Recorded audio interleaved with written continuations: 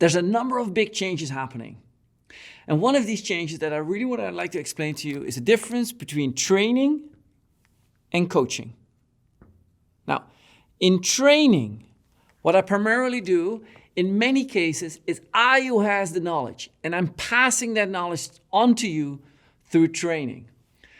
Now, I do that, for example, through, like let's say a slide deck of 80 slides with content, and I'm standing in front of it and I'm delivering that content, which is a common way how schools have done it. And I heard the other day, my kids, oh my gosh, that's a boring, you can just read the slides and fill out the test. Training. That training assumes that I'm the specialist at that topic and I'm passing that on to you.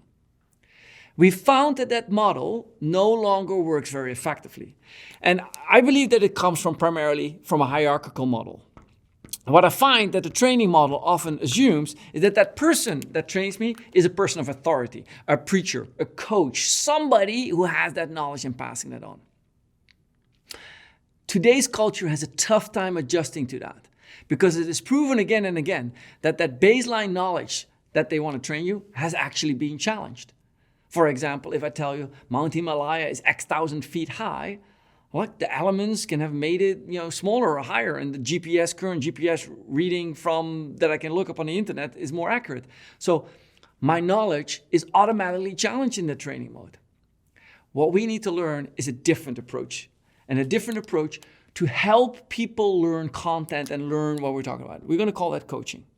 Now, coaching, what I'm going to do is, I've seen this with my son. My son is being coached by a person in lacrosse.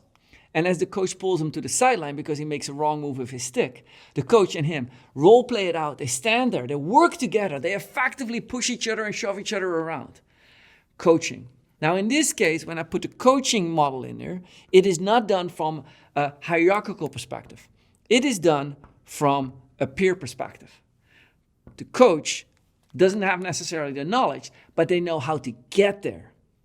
In this way, the coach can also say, look, I don't have the answer to this entire situation, this entire objection, or how to handle an objection or a rejection, how to open up a call, how to as a customer success manager, how to deal with a frustrating call. He or she may not know that exactly.